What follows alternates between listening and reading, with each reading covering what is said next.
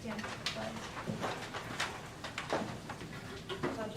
To the flag of the United States of America and to the republic for which it stands, one nation, under God, indivisible, with liberty and justice for all. Starting out with a special presentation regarding audit. Welcome. Oh, thank you. I think we've all met before, but just in case, introduce yourself. Yes, absolutely. Good evening, everybody. I'm Amy Petrick. I'm a partner with Weston Company. I've worked on your audit for quite a few years now, but I also brought with me Kelsey Scrum, who has worked on the audit with me as well. So we're here to go over the draft financial statements with you. I gave everybody a copy.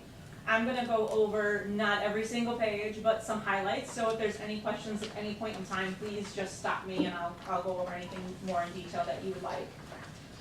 So these are in draft tonight.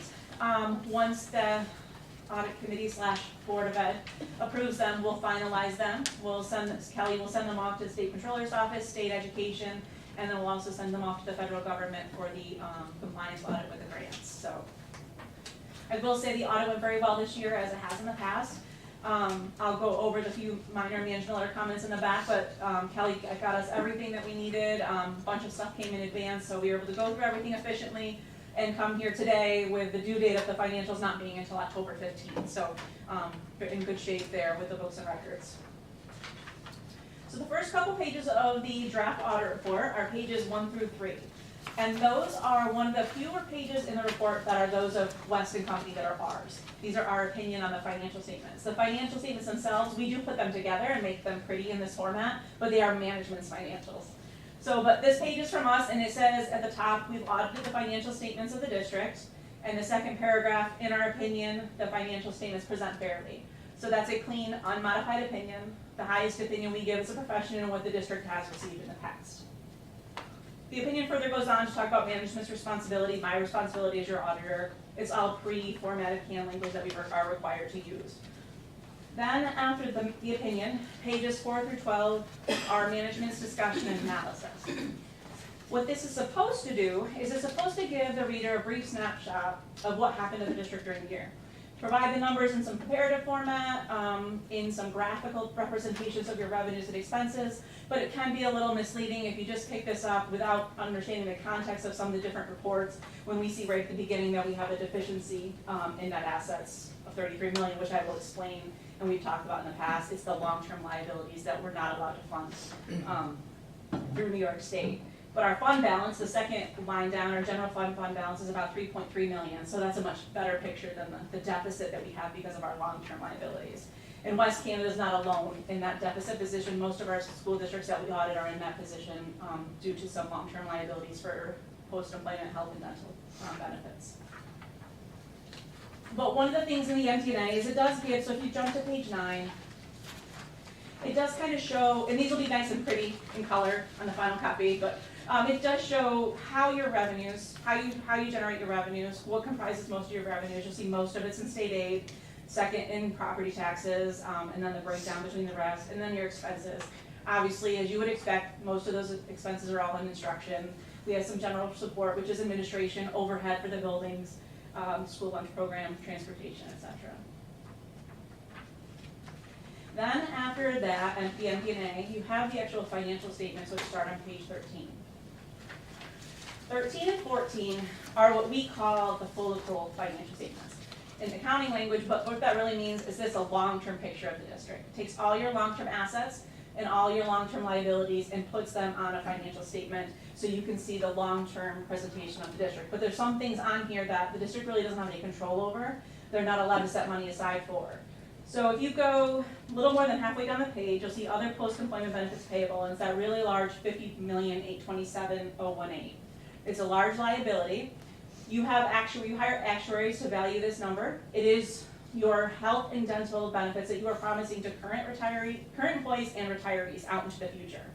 So Kelly will send all the census data of your employees and your retirees off to the actuaries. They'll come up with an estimate of a liability based on your contracts. So based on what you're giving to your employees, their spouses, whomever upon retirement, but also going in there is mortality tables, health healthcare cost assumptions, discount rate assumptions, there's a whole bunch of assumptions going into this calculation. So it is a real number, it's a real liability of the district, but it can change based on some things that are outside of the district's control, such as the healthcare cost trend rates and things like that. And New York State doesn't allow the district to fund this liability. You're not allowed to set any money aside, whether in a reserve or any other way to fund this. You're pay as you go. So each year in the general fund, when Kelly does the budget, she budgets the healthcare, the health costs, the premiums for the retirees and employees. That gets budgeted each year, that gets paid every year. But the long-term liability of it is not allowed to be funded, so you're pay as you go, but on this, you have the large liability that you can't fund. So that directly drives the bottom deficit net position of 33 million.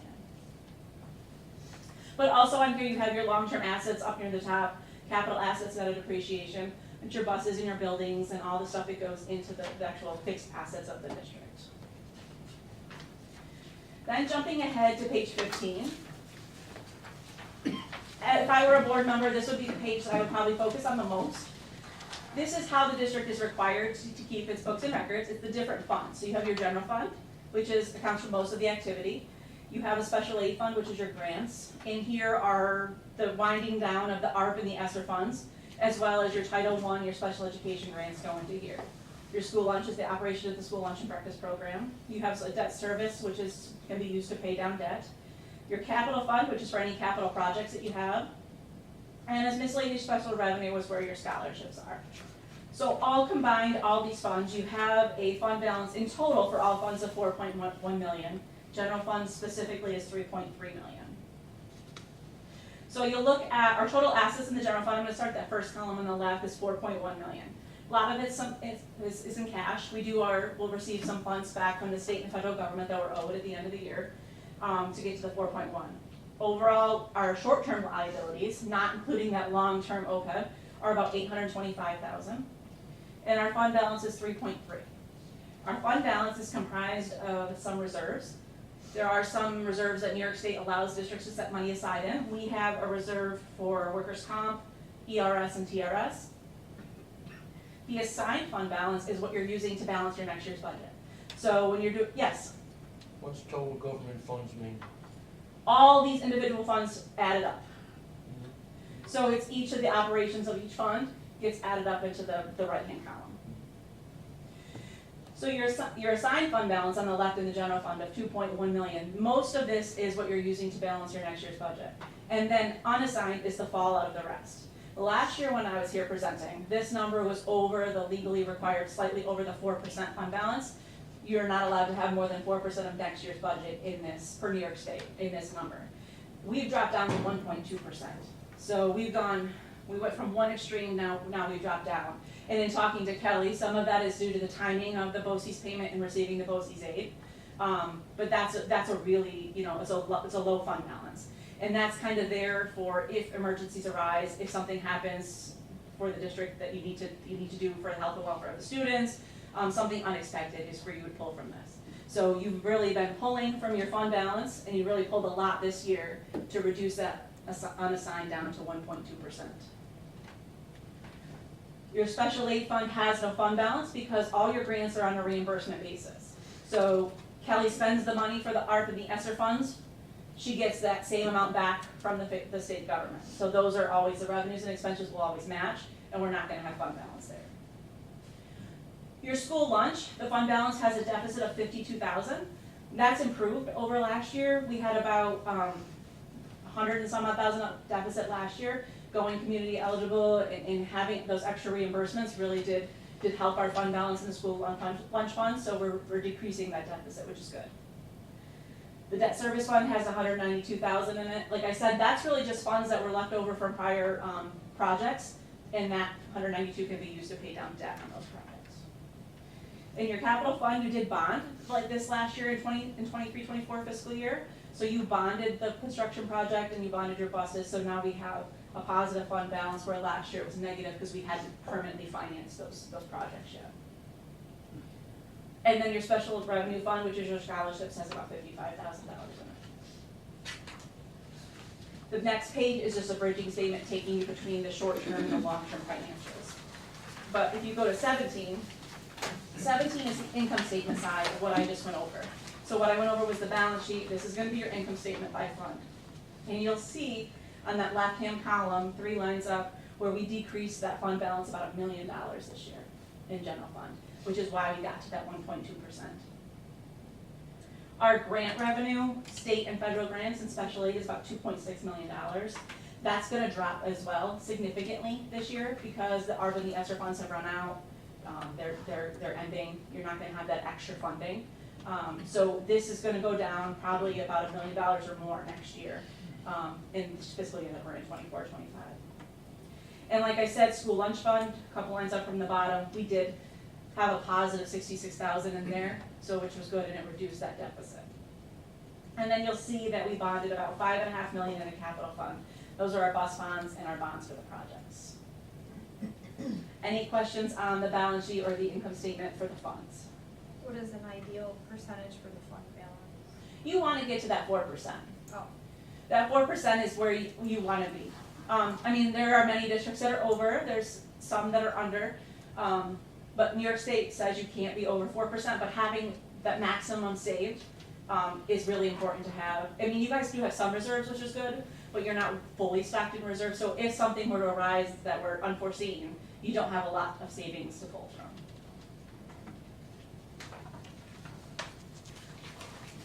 Then I'm just gonna jump to page 19. This is the statement of, we call it fiduciary net position. These are just funds you hold for other people, which in your case is your extra classroom funds. So these are the fundraising activities for the students. They are student run. They have student treasurers. They have all their whole different rules that they have to follow in terms of doing profit and loss statements. They have to pay sales tax, charge sales tax. And your school district is one of the ones that we do that does a really good job with their extra classroom in following all the rules that are required by New York State. But you do have about $80,000 in those funds for the students at the end of the year.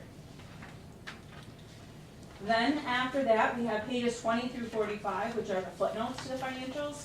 These will give you more explanation for a lot of the numbers, the different funds that we went over. So I explained what the special aid fund was, and I explained what the special revenue fund. That's all defined in here, as well as the different reserves that you have are defined in here. And some of those long-term numbers are just more expanded upon with several pages of stuff, which I won't point out all of them. But if you jump to page 32 in here, at the bottom of 32 and going into 33, I didn't spend a lot of time on the reserves that you do have. I just kind of said what they were, workers' comp and the retirement reserves. They're more defined more here in these paragraphs. So if you want to look at that as a reference as to what those could be used for, they're fully defined in those paragraphs here. Then jumping ahead to page 38, I pointed out your long-term capital assets, your buses, your buildings, etc. on that long-term balance sheet. Here is where we break it down between land, construction progress, which is any capital projects that haven't been fully completed and transferred into buildings, buildings, furniture, equipment, and then we have at the bottom part, we have right to use assets. These are leases that we have with the BOCES. For assets that we don't own, BOCES has to retain title to those in order for the district to get BOCES aid, but we have the right to use them, so they're put on our books here as well. And then the next page, page 39 for footnote 7, is our long-term debt footnote. So the district takes out bonds to finance their buses, to finance projects. Just like that other post-employment benefit that was pay-as-you-go, we are pay-as-you-go with our bonds as well. We pay them each year, it's budgeted, those bond payments are budgeted in the general fund. But we do have a long-term liability associated with those. So we have $11.2 million in bonds outstanding through all the terms of the bonds. I think the longest one goes out to 2039. And this is the payout schedule at the very bottom that is going to be required to be within your general fund budget each year of how much principal and interest on those bonds you're going to be required to pay. All right, and then I'm going to jump to page 44. 44, this is the middle of the footnote on that long-term $50 million liability for the post-employment benefits. And here I just wanted to point out in the middle of the page you have two different sensitivity analyses. So this is the discount rate, which is like a risk-free earnings rate, and then there's the healthcare cost trend rates. This just shows how much that liability can change one way or the other if an assumption by your actuary changes one way or another. So when I said it's a real liability, it truly is, but it's an estimate, and it's an estimate based on two of these items. And if you, for example, if that healthcare cost trend rate goes down 1%, your liability goes from 50.8 million to 42.5 million. So it's a large swing in that liability based on some assumptions. So that's just kind of giving the reader that more information into that number. Then I'm going to jump to page 46. 46 starts our supplemental information that's required to be in the financial statements, either by the Governmental Accounting Standards Board, State Education Department, or the State Controller's Office. So 46 and 47 is your general fund budget. It compares your original budget with the voters approved to your final to your actuals. So 46 is the revenue side, and we received slightly less revenues by about $140,000. Some of that was, though, we didn't transfer everything we had budgeted from other funds. We didn't need it all, so we did transfer it over. And then the next page, 47, is the expenditure side. So we had budgeted about 21.2 million. We spent a little over 20 million. So instead of using the full 2.1 of our fund balance, we used about $1 million of our fund balance. Then I'm going to jump ahead to page 51. This is the calculation that does that 4%. So this is just showing you how we got to that 1.2% of your unassigned fund balance. So it takes your 24-25 budget, calculates the max that you could have, which is 848,000, and you guys are at 264. Then I'm going to jump to 55. So I started out, pages 1 through 3 were from us. All those things we talked about are management's. Now we're back to some more opinions that are from Weston Company. So 55 is our report on internal controls over financial reporting and compliance. And here we have no significant deficiencies, no material weaknesses to report. The books and records are in great shape. We're not proposing significant journal entries. The controls are operating, they're operating well, so we had no findings or comments associated with this opinion. It's a clean opinion. Then our third opinion is on page 57. So because the district spends more than $750,000 of federal funds, so that's the ARP and the ESSER, and it's the Title I and the 611, 619 grants, your school lunch reimbursements from the federal government, all that goes in there. So if that number hits over $750,000, we have to do a compliance audit with the grants. This year we looked at your ARP and your ESSER funds specifically, and we had no comments, no findings, no significant deficiencies associated with those grants. They're all being spent according to what's required, and all the proper filings are being done, et cetera, with that. So no findings there. And all those federal grants are detailed out on page 60. So 60, you'll see that you spent $2.7 million of federal money. But if you look halfway up the page, total COVID-19 education stabilization funds is $1.7 million. That's what's going to go away. Those grants are ending this year. They have a couple months of it in this year, and then they all end September. And then one thing to maybe look forward to is the government's changing the threshold for this audit to $1 million for next year. So depending on what the expenditures are for the district, if they're under $1 million, this part of the audit will not need to be required going forward. So we'll kind of watch that going forward for this year. And then page 62 is just a summary of everything I went over. It says we had unmodified opinions. We had no findings, no material weaknesses, no significant deficiencies, and no findings with the basic financial statement audit or with the federal programs audit. So it's just a one-page summary saying everything was good and clean and we had no issues. And then the last part of the audit starts on page 64. This is our audit of the extra classroom activity funds. So they were included in that one custodial fund, but New York State Education Department requires us to do a separate cash-based audit on these funds. So when the money comes in, it's a revenue. When the check gets cut, it's an expense. Here we have a modification to the opinion. Here, we're not saying that the district is doing anything incorrectly. All of our school districts have this modification. But it says that we really can't have enough controls in place with a cash-basis system, and we can't be there as the auditor to make sure that the money being collected is what's being deposited. So our audit is only from the point of deposit into the bank forward. And those clubs and the expenditures and revenues with that club are on those clubs are on page 67. So this just has all your classes, the different clubs that the district has, and the money that goes in and out. So while it's not a ton of money in regards to like the whole budget of the West Canton Valley School District, it's a lot of cash that goes in and out, and you guys really do have great control. Like, you do all the things that you need to do for these funds. You guys do a really, really good job. So. And then the very last part is the management letter. So these are items that don't rise to any level to modify any of the opinions. These are just things that we see when we go along and do the audit that could improve controls, increase efficiencies, things to bring attention to the attention of management and the board. So I've already talked about a couple times that school lunch fund deficit, just trying to chip away at that, and you guys really did a good job with chipping away at that deficit this year. Unassigned fund balance, you corrected it, you're under the 4%, but you're kind of went the other way. So that one was corrected.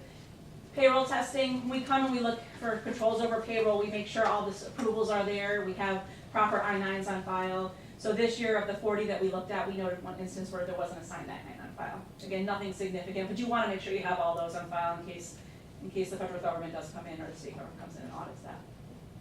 So the books and records last year, some of the records weren't reconciled prior to the audit and there were some revisions. This has really improved over this last year. There was just a couple lingering items that we're kind of waiting on near the end of the audit, but overall it's really improved from last year. And then last year we also had during our review of fixed assets, some ISOs were not being capitalized timely, and that's putting them at that footnote, at the long-term footnote, and that wasn't happening this year, everything was corrected there. So we had no new comments and really everything has really improved over last year. So a long way to get to the very end of the thing that everybody wants to hear. So any questions on the audit process, on the financials? I know it's a lot to digest when you're first looking at it, so Kelly does have my contact information. I'm more than happy to answer any questions if you guys do some light reading later on and want to ask any questions. Okay. Thank you. Thanks. Thank you. So you're welcome.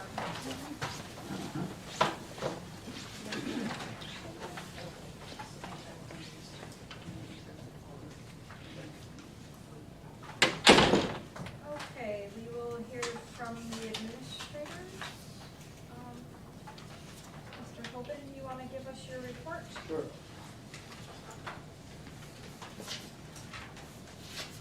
And I'm sure all of you can tell that we've had a lot going on this summer where we stand with the gymnasium and the turf, and I'm Mr. Sidney, even Dennis can even, if you have questions on the facility part of it, we're all excited. If I had $1 for every time one of my players asked me when we're getting on that turf, I could retire. But it's exciting, and I think what we all envision is kind of when we see it, and that's important. The kids see it, more importantly. Fall sports have been going on for a couple weeks now. Football, we started on the 19th. All of the varsity sports and modified football started on the 26th. And then girls modified soccer began after Labor Day. We've had some games in. Girls soccer played. Boys soccer actually have gotten 3 in already. Football we played on Saturday. So I've asked all our teams to conduct a parent meeting, and it's allowed me to kind of get in front of everybody and just address some of the things that have come up. And I haven't even finished the year. A year will be on Wednesday for me. So all the things that I've dealt with and trying to get ahead of it. I'm a firm believer in put out the fire before they start. So it gives me an opportunity for the parents to see me and have that conversation, and it's worked out very well. Boys soccer has only 11 players. Today we did postpone the game. It would have been their 4th game in 5 days. They got a boy that's got an ankle injury. I got to know he's out for just a day or 2. It would have put him in a really bad spot. And Mount Markham, AD, we're going to work that out. So we're not losing the game, but to help us out, they're going to postpone that game. That's what happened today. We tried to get enough players to form a boys modified soccer team. We could not get. We waited till the first day of school. Mr. Youngs and I got together, and I just had a lot of hope and faith that he could pull in we needed about 4 more athletes, and he wasn't able to get that. So we did have to end that season and cancel all those games. Winter sports coaching positions, I posted them in-house. My plan is to give you obviously recommendations for those coaching positions for your October meeting. We're still working to fill a couple basketball games. I think I got boys all figured out. The girls, just 1 more game we got to fill. And we're kind of looking to see the best spot for that, so we're not in a rush to fill it yet. I've been to my state meetings for Section 3. There's a huge push right now for us to really work on fans, coaches, and players and how they are addressing officials. We are at a critical juncture right now where we may not be able to we may have to cancel games if we can't get an official for big events. Football, we've always, for each class, you have to give up a Friday night and take either a Thursday or Saturday game. Now they're telling us that might turn into 2 weekends now, because we can't do it. And it's primarily, they're being told by official groups that we've lost 3, we've lost 4. They're not gaining more. And some of it is just age, and some of it is just, you know, they just don't want to deal with some of the issues that they have to deal with. So I'm addressing that in the parent meetings, just to see if we How's can- it going in the parent meetings? How's it received? So far, it's been very good. I mean, I know there's been some parents here that have been, and very positive with me. So I don't know if they just don't want to address it, confront me with it, but I have shared that with them, and it's been very positive. All our meetings went very well, very well. Picture day was September 5th, that all went well. I do have community members already asking about getting the fitness center open, the hall walking, so I'm working and kind of getting that all ironed out, worked out. So that's what I've embarked on right now. So, any questions of me? Yes, sir. I asked last year, Mr. Holman, the $15 charge, did they respond? Yes. Oh, Yep, so first of all, the double charge never should have happened. So when we were asked to leave that venue and have told to be charged again, was not supposed to happen. That wasn't a Section 3 direction, that was from the venue there themselves. So that part has been addressed. I will tell you that they're still looking at, the increases in cost is because of the venue costs that they're facing right now with Section 3. We're not getting a cheap deal to go to some of these places to have our semifinals and finals. So I don't anticipate the semifinals and final ticket it might even go up $1 because they're hitting us pretty hard right now. But we certainly will not get charged again. And when that happens again, I'm usually at those games, come tell me because it will get fixed. and with the fans, where's the region, I attended a lot of basketball games, pretty good here in most of the area that we play in. Where's the area that the state is kind of It's all over. all over? Absolutely all over. Yeah, I mean, that was the executive director that was speaking to us in addressing all of us in Section 3. He travels around to do all the sectional meetings with all the ADs, and that is one of his objectives this year, is to try to get all of us to really try to, listen, I'm a coach. I know, I get it, that they may not always be the best that we have, but that is all we have. And we gotta try to do our best to kind of let them do their job, cheer on our teams, let the coaches handle it, but even the coaches, I've had to talk to them as to how they're gonna handle working with officials. I'm not a screamer and yeller, but I get my way. So there are ways to do it. You know, I have gotten officials to change their calls. And it's just how you do it, when you do it, how much you do it. There's a lot of that, and that's what I'm trying to share with our coaches as well. I've met with all our coaches as well before they had the parent meeting. And I've shared with them just my experience. I'm on year 38 being a sports coach. I've learned, I made mistakes, and so I try to share that with them and try to make them better. Thank you for that $15. You can tell them I still think it's outrageous. I will. It's been brought, then you are not the only one, it has been brought up, but that was the response we get. If that's the case, then we're gonna not be able to offer us going to some of the bigger venues for those semifinals and things like that. Makes it not family friendly when you have a spouse and 2 kids or 3 kids. I do know that they are looking at those, doing a family limit on it. And it might even be just 2 tickets, but I'd have to research that one, but that is still in process. We have a new executive director of our Section 3, and he is doing a lot of different things for the positive. He's eliminating a lot of paperwork and things that we're doing, everything is becoming more electronic for us, so he's a thinker of let's move ahead, let's change things, and he is on it, but he's kind of stuck right now with what we have for the bills for what we pay to use for facilities. How's the meeting going for the turf? You got number 1, there's a group meeting to discuss how to celebrate the Yeah, event. Mr. Siddon was, Yeah, he'll address that one. Any other questions? Thank you. Thank you. Thank you. Thanks, Mr. Holman. Yep. Mr. Ray? Hello. So I made it back. So the start of the year has been fairly smooth. We've had a few hiccups and stuff. Tonight we just had a bus that ran over here, no damage to the bus luckily. And it was close, it was just by Newport Road. So we just followed the bus back. We're good. So the first required bus evacuation drill will be tomorrow morning. So you guys might see that going on if you're out in the bus loops. First grade, field trips are started. First grade will be going to Fort Ricky September 27th. Sports trips have already started. Saturday we went to Ticonderoga. It was 275 miles round trip. So just a little tidbit there with the EV stuff. That wouldn't happen if we had electric buses.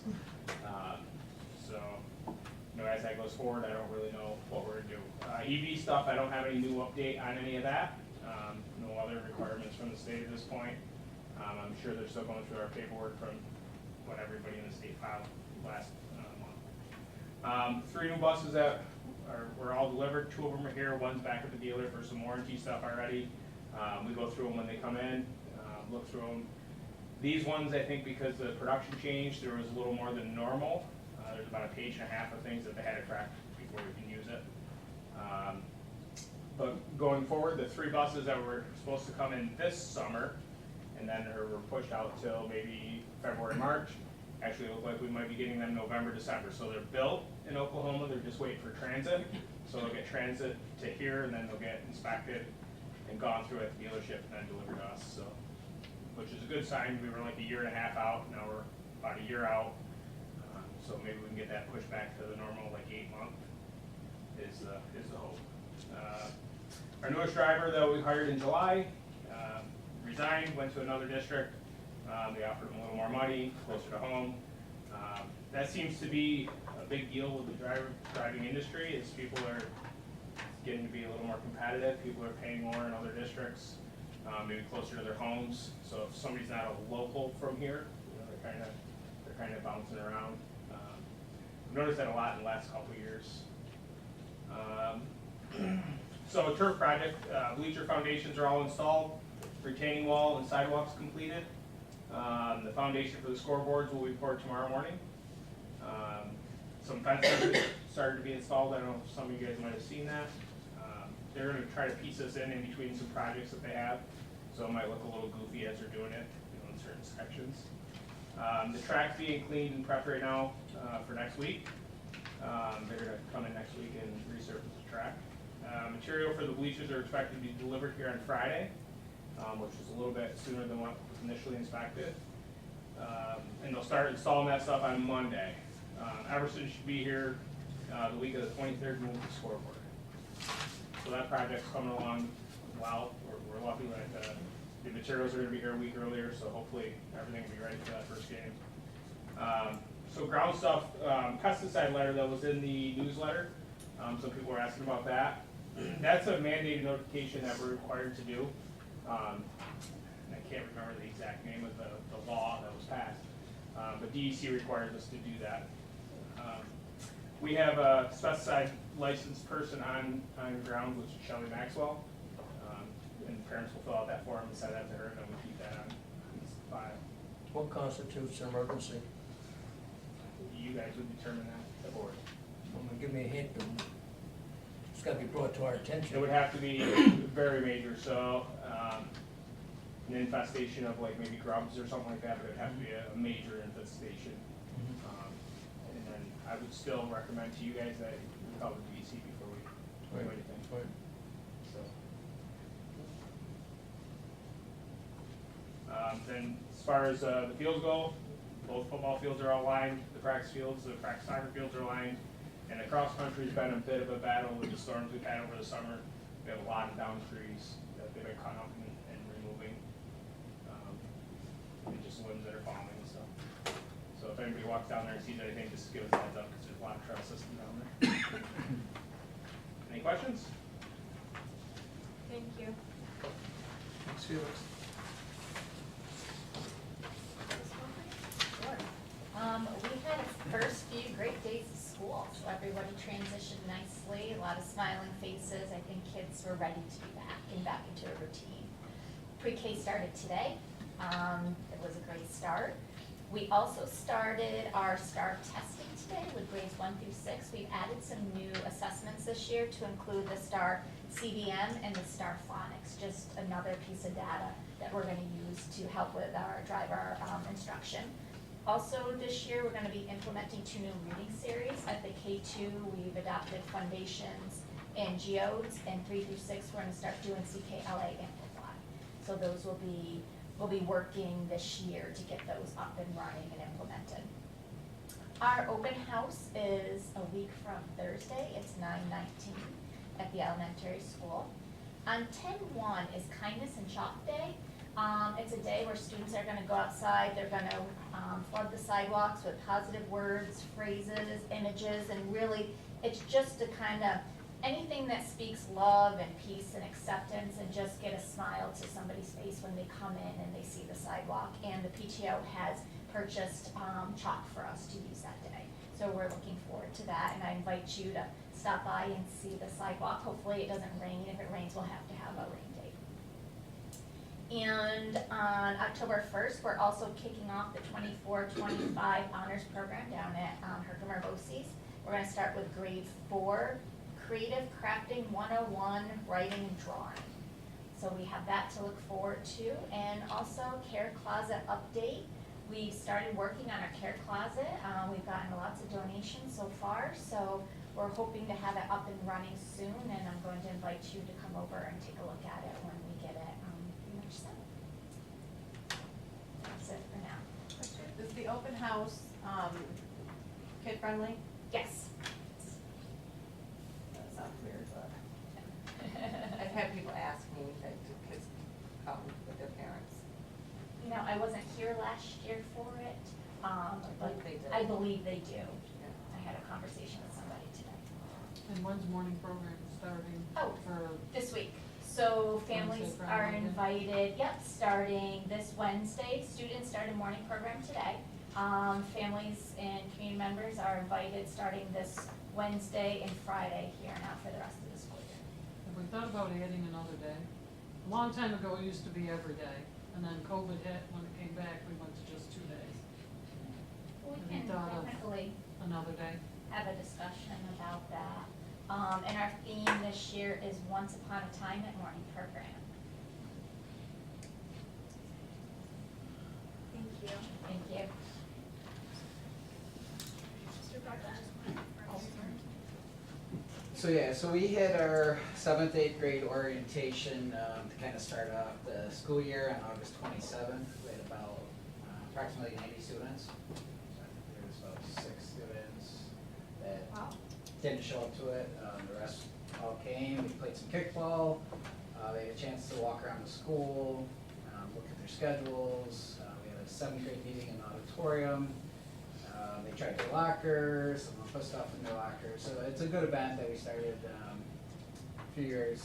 They've been doing it for a while, but we've expanded it to kind of get the 8th graders.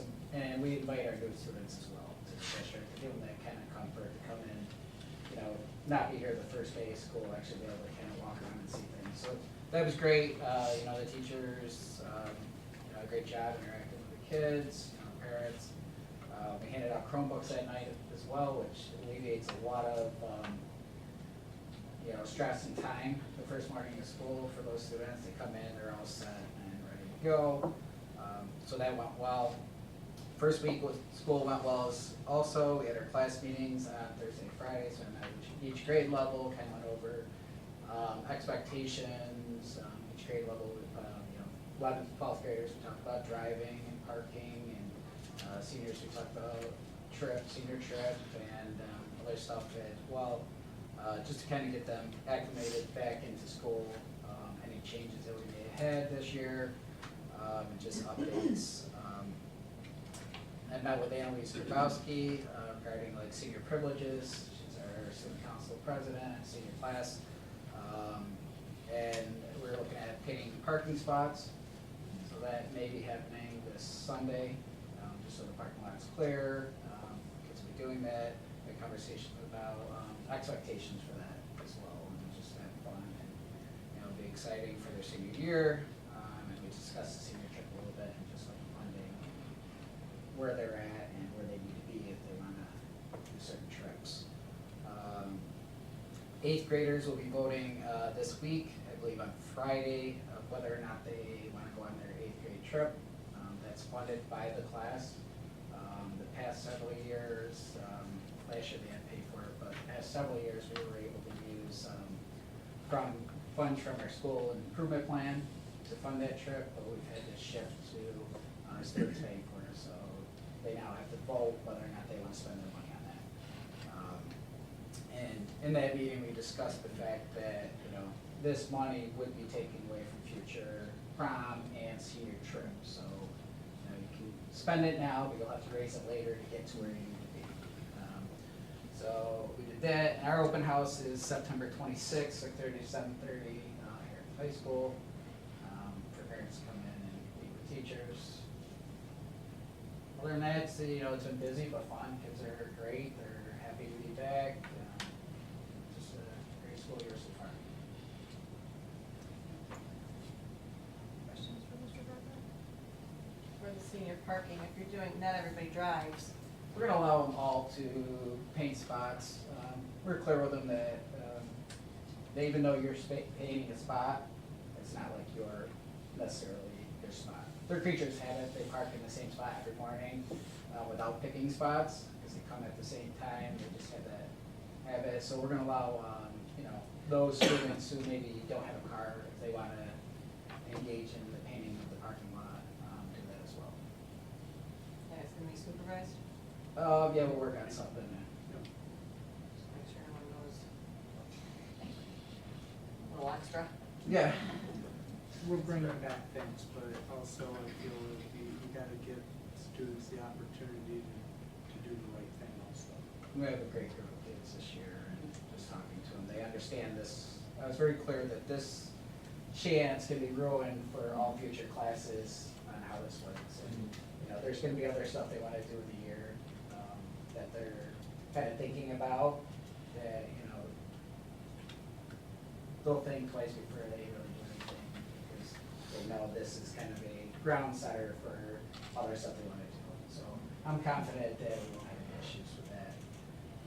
Does Mrs. Goggin know for the year budget?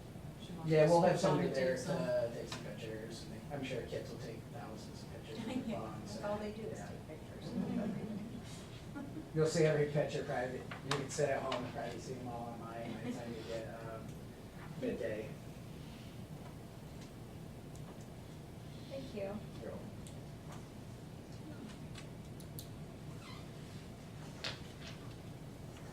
Are there any questions on anything on the consent agenda? Motion to approve the consent agenda? Tara first, Elisa second, all in favor. Motion to enter executive session for the appointment of personnel matters, including review and appointment of employees and contract negotiations. Ed first, Janine second, all in favor?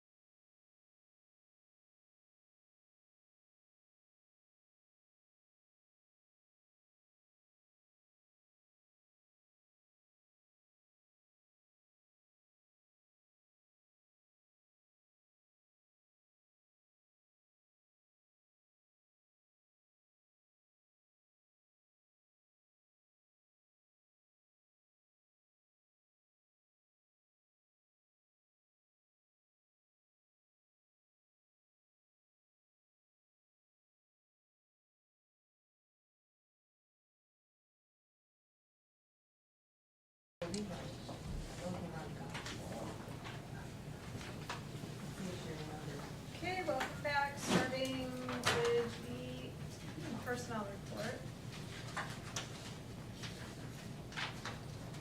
Motion to accept the resignation of Nelson Kowaruski, bus driver, effective August 27th, 2024. Janine first, Shawna second, all in favor? Motion to accept the resignation of Cynthia Miller, food service helper, effective August 27th, 2024. Sarah first, Shawna second, all in favor? Motion to accept the resignation of Morgan Downing, ELA teacher, 9th and 10th, effective August 28th, 2024, last day of employment, September 20th, 2024. Shawna first, Ed second, all in favor? Motion to appoint Tracy Taylor, full-time bus driver, for the negotiated salary of the WCBTA bargaining agreement, effective September 10th, 2024.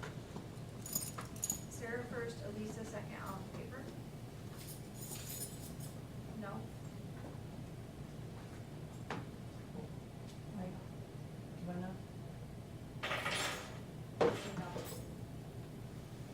Motion to appoint Megan Lanfear, regular part-time food service worker, for the starting salary of the CSEA bargaining agreement, effective September 10th, 2024.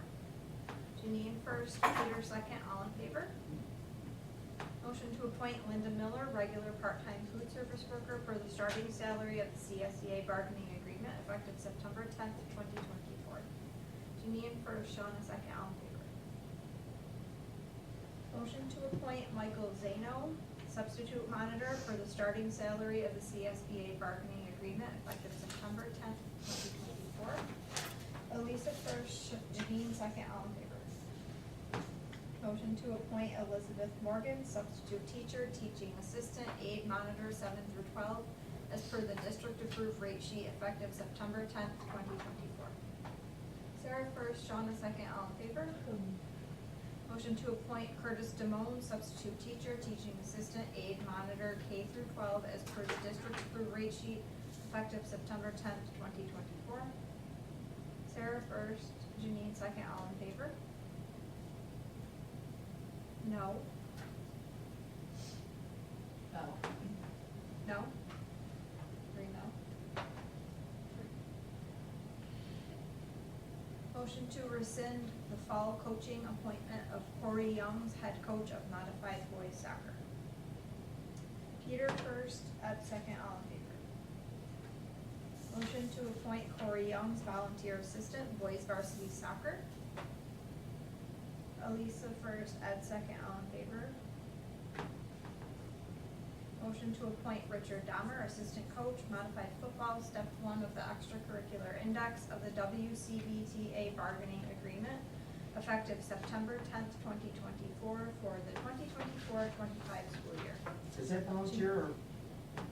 No, This is assistant. it's not volunteer, it's a position? That's the way it says, yep. Janine first, Sarah second, all in favor?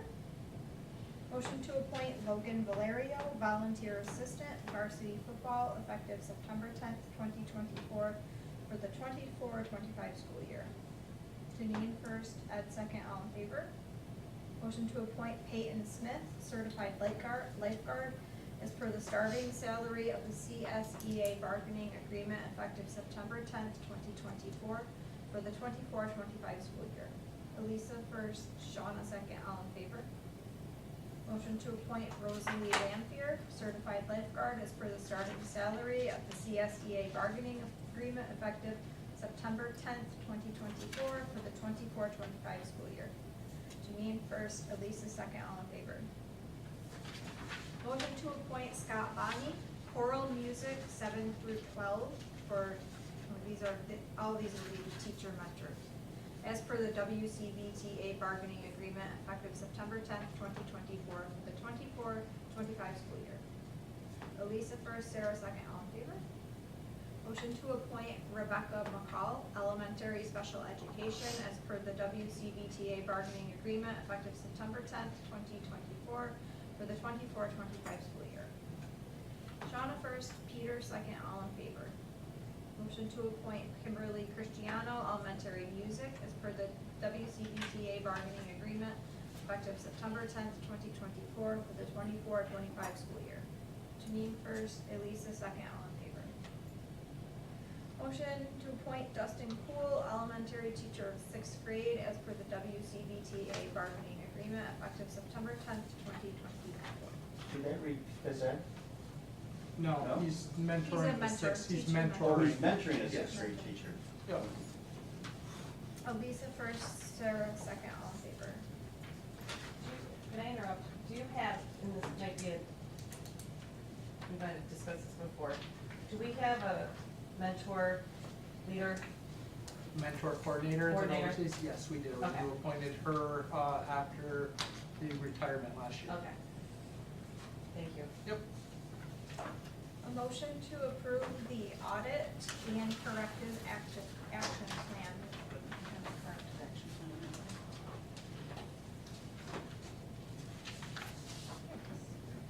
Normally, we approve this in October, Okay. but our next board meeting is October 15th, and it's due to Oh. the state before October. Okay. I'm not trying to rush it through, I Yeah. just need to, we either gotta have a special meeting or. Okay, right, which we just, she told us about like all of this and.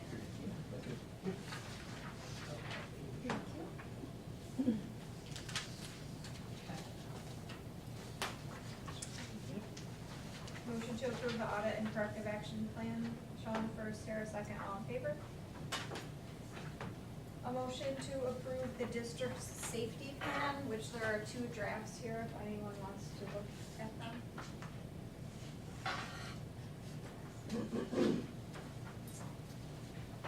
Sarah first. Lisa second, all in favor? Just approving the safety plan. And also, we had a copy of our Board of Education goals. Motion to approve the Board of Education goals for the 24-25 school year. Excuse me. Sarah first, Janine second, favor. May I ask Kelly a question? Lady, I'm over barely, she talks too fast. What is the actual ending fund balance?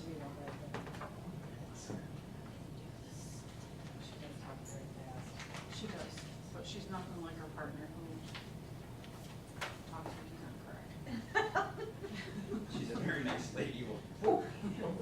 Actual ending fund balance is $3,334,686. But of that, 2.1 million is appropriated. Okay.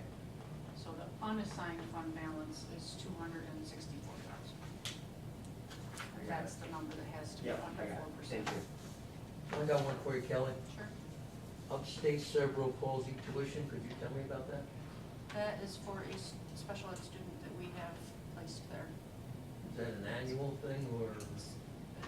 Typically, yes, it depends, it could be House Good Shepherd, it could be upstate cerebral palsy, there's any number of places that the students are placed. Okay. Depends on who has the program that fits the student. I see, okay. That's a student that lives in district, that doesn't come to school, they have to go there. Right. Okay, capital project update? Okay, so it is nice, we have the pool open, the swim team's been utilizing that, so that is nice to have that completed.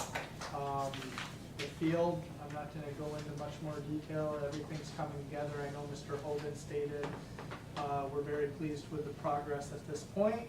But again, you know, we're staying, positive here, weather can throw a wrench at this, there's several things that could delay, work getting done, so it'll be nice, our fingers are crossed that everything is done for that first game, but there's still going to be some cleanup, items after that first game. The access road will eventually have to be taken out. The access road right now goes all the way around the track so that they can use a crane. That cannot be taken out until the bleachers are completely done. You know, so hopes that everything comes together and, we'll be ready to play a game. We'll see what else needs to be done after that. With that being said, we have started some conversation with how the first game's going to look. If everything's good and we're good to go, we'll have some kind of a carnival atmosphere for that first home game, football related. Had a soccer game earlier in that day, had the football. We've worked with the GAA and BAA on trying to get class advisors to have certain meals, certain foods that they can use. We have a plan A and a plan B. Plan A is we try to bring it use as much in-house as possible, have our organizations do fundraising. We have a spreadsheet right now. We have one group doing cotton candy, another group doing other sweets and snacks. We're hoping to have a couple of classes to do meals for dinner.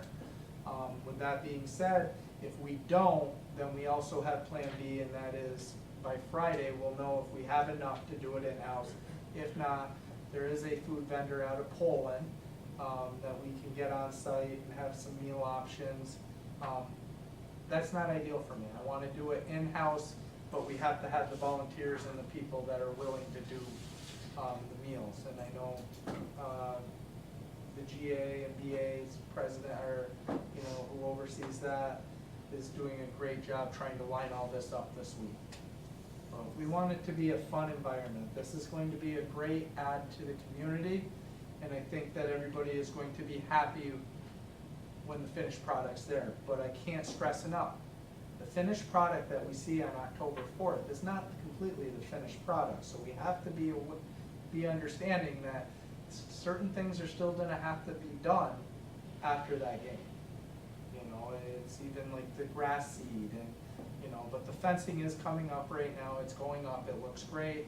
They're getting ready to move the scoreboards. That will be done in about 2 weeks. They have to let the concrete cure for 2 weeks before they switch that and the flagpole to the opposite side. What was the timetable for the bleachers? Bleachers are hopefully gonna be delivered by the 16th. That's next, they're supposed to be here this Friday, start the following Monday. Now, with that being said, we all know how deliveries go and things like that.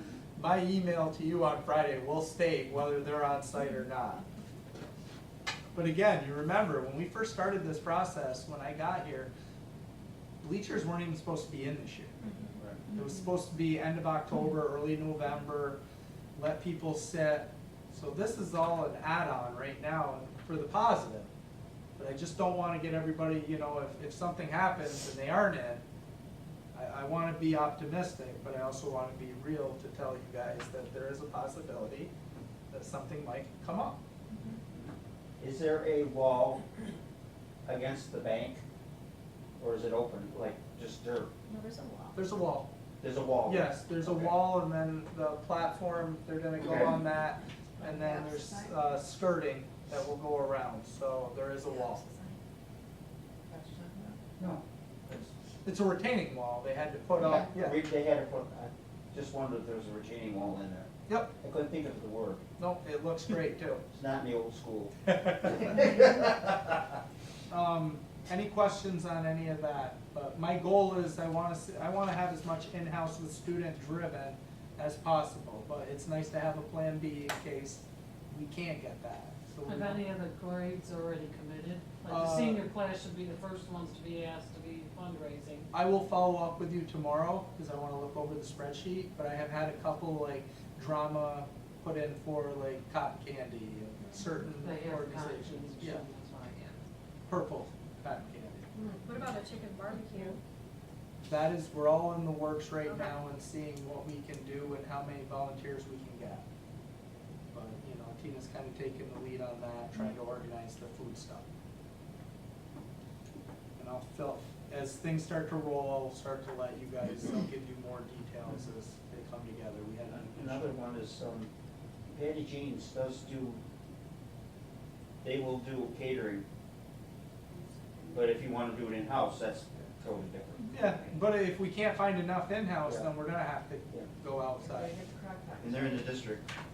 I just hope it's all, like you said, distributed evenly so that everybody has an equal opportunity to raise money and not just one. She has told Right. every organization Okay. that they have an opportunity. Okay, so it's their choice to.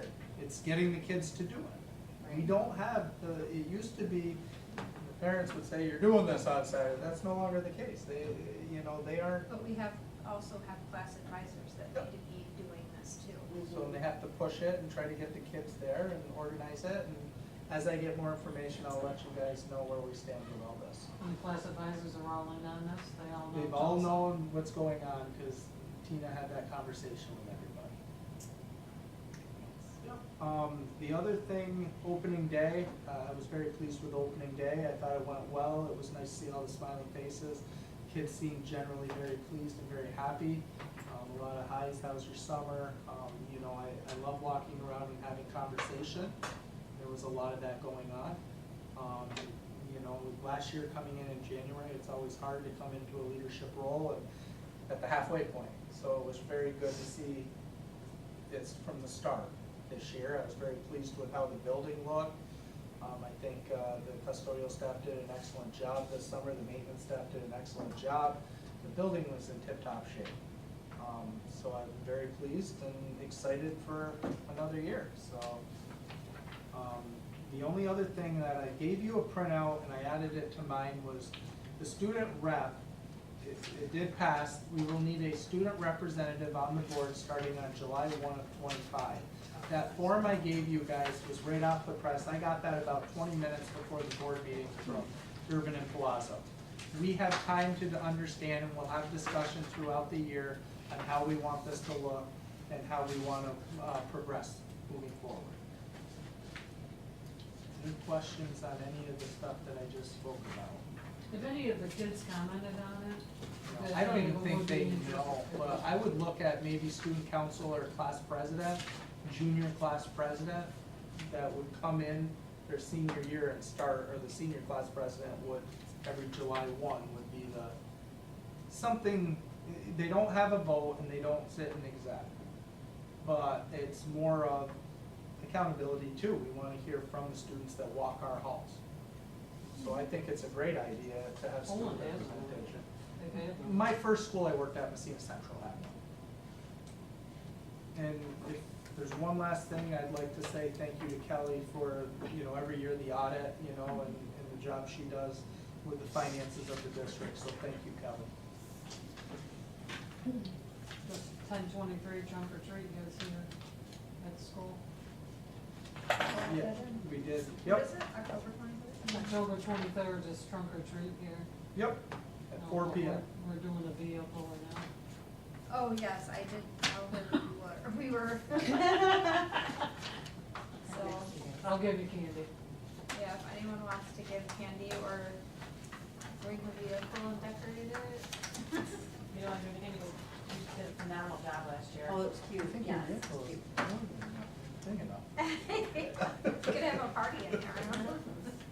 I No don't do mini that, golf. because I gotta do basic basketball. Did we approve the board goals? Yes, We did? What was that? you were here. About Your fields. hand went up. Did you wanna change them?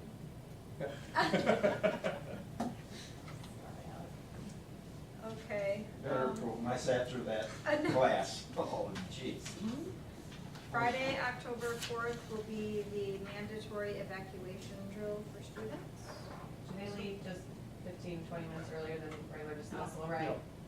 The other thing I'd like to put out, is the new evacuations, doing any kind of drills, we have to send out we'll use Parent Square to send out a message to the families in the community stating that on the week of such and such, we will be having 2 emergency drills or 2 fire drills.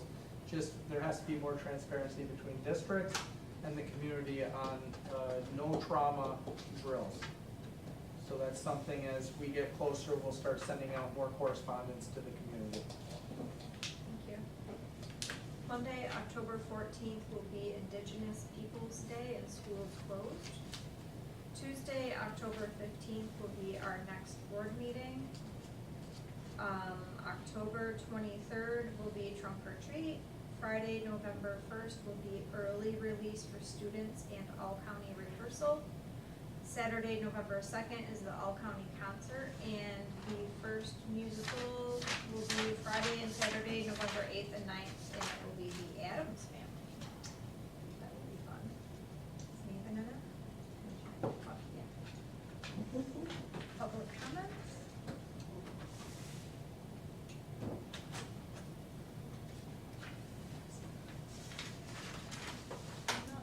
No public comments. Motion to adjourn? Janine first, Ed second, all in favor? Hey Pete, I found out what frisbee golf is too. What's that? I found out what frisbee golf was. I walked down